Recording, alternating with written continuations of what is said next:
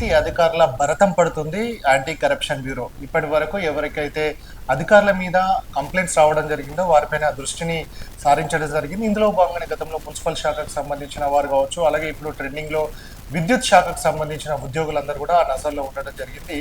ప్రస్తుతం మనం చూసుకున్నట్టయితే దాదాపుగా 2 కోట్ల రూపాయల క్యాష్ని కూడా తన ఇంట్లోకి దొరికిన ఏదైతే ఏడి అంబేద్కర్కు సంబంధించిన అసెట్స్ అనేవి కూడా బయటపడడం జరిగింది. మార్కెట్ వాల్యూకి సంబంధించి ఆయన అసెట్ వాల్యూ 150 కోట్ల వరకు ఉంటుందని కూడా అంచనా వేయడం జరిగింది. సో ఇందుకు సంబంధించి అతను డిపార్ట్మెంట్లో పనిచేస్తున్నప్పటికీ కూడా ఆయన ఏదైతే లొకాలిటీలో మణికొండకు సంబంధించిన ఏరియాలో పనిచేస్తున్నాడు కాబట్టి ఆ ఏరియా అంతా కూడా ఐటీ కారిడార్లో ఉండడం జరిగింది. దాంట్లో కూడా ఈయననే కాంట్రాక్టర్గా అవతారం ఎత్తడం కావచ్చు, తన బినామీల చేత వర్కులు చేపించడం, ఎవరైతే వినకపోతే అంటే అదర్ దాన్ తన మనుషులకు కాకుండా వేరే వారికి కాంట్రాక్ట్లు వస్తే మాత్రం వారిని ఇబ్బందులకు గురి చేయడం, కొంతమంది అధికారులను అయితే బెదిరించడం, వారు కూడా వినకపోతే ఏసీబీ అధికారులకు పట్టించడం అనేది కూడా ఆయన గతంలో చేశారని కూడా అభియోగాలు ఉన్నాయి. సో మొత్తంగా గతంలో అంబేద్కర్కు సంబంధించి ఈయన ట్రాన్స్ఫర్ చేసిన ఒక 2-3 రోజుల్లోనే మళ్ళీ ఆయన తిరిగి అదే పోస్టులోకి వచ్చారు అని అంటే ఆయన ఎంత ఏదైతే రాజకీయంగా కావచ్చు ఆయన ఏ విధంగానైతే తన పోస్టును కాపాడు కోసం ఏ విధంగానైతే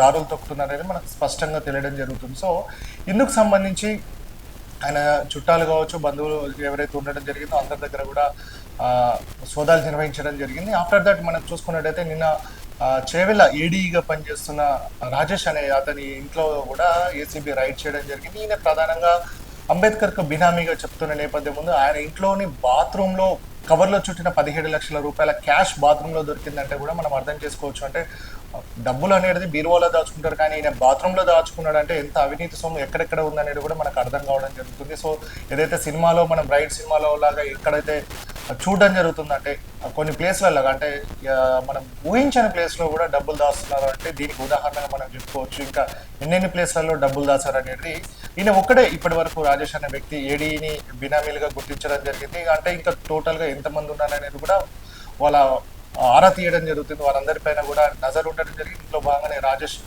పైన కూడా ఏసీబీ సోదాలు నిర్వహించడం జరిగింది. ఇప్పటికే గతంలోనే దాదాపుగా 10 మంది అధికారులు విద్యుత్ శాఖలో పనిచేస్తూ అత్యంత అవినీతి పరులైన అధికారులకు సంబంధించిన అవినీతి చిట్టా అంతా కూడా ఏసీబీ అధికారులకు ఇవ్వడం జరిగింది. ఇందులో భాగంగా ఇప్పటికే 2 అధికారులు కూడా ఏసీబీ పట్టుబడడం జరిగింది. మరొక 8 మంది అధికారులు అంటే వీరు ఎంత పీడించుకో తింటున్నారు అనేది కూడా మనకు అంటే కంప్లైంట్ 10 మంది మీద వెళ్ళింది అని అంటే మనకు అర్థం అవడం జరుగుతుంది. సో ఇట్లాంటి వారు అంటే క్యాష్ రూపంలోనే ఇన్ని డబ్బులు ఉన్నాయి అంటే మనం మార్కెట్లో చూసుకున్నట్టయితే ఎక్కడ కూడా డబ్బులు లేదు, రొటేషన్ అవుతలేదు మార్కెట్లో అంటుంటే ఒక్కొక్కరి దగ్గరనే ఇన్ని వేల 100 కోట్ల రూపాయల క్యాష్ అనేది మనకు కనబడుతుంటే అంటే ఇంకా 2 వద్దనే ఇంత సొమ్ము దాగి ఉంది అంటే ఇంకా అవినీతి అధికారుల ఇండ్లలో ఎంత అవినీతి సొమ్ము దాగిందో మనకు అర్థం చేసుకోవచ్చు. సో మొత్తంగా ఈ బినామీల అవినీతి అధికారులు ఎవరైతే ఉన్నారో వారి అందరి భర్త పట్టే విధంగా కూడా విద్యుత్ శాఖలో ఏసీబీ అన్ని కూడా సోదాలు చేయడం జరుగుతుంది. ఆ బినామీల ఆశల చిట్టాను కూడా ఇప్పుతున్న నేపథ్యం. సో ఇప్పుడు ఇందులో భాగంగా ఇప్పటికే అంబేద్కర్కు బినామీగా ఉన్న రాజేష్ అనే వ్యక్తి ఇంట్లో కూడా సోదాలు నిర్వహించడం జరిగింది. సో మరింత మందిని కూడా తొందరలోనే అరెస్ట్ చేసే అవకాశం కనబడుతుంది.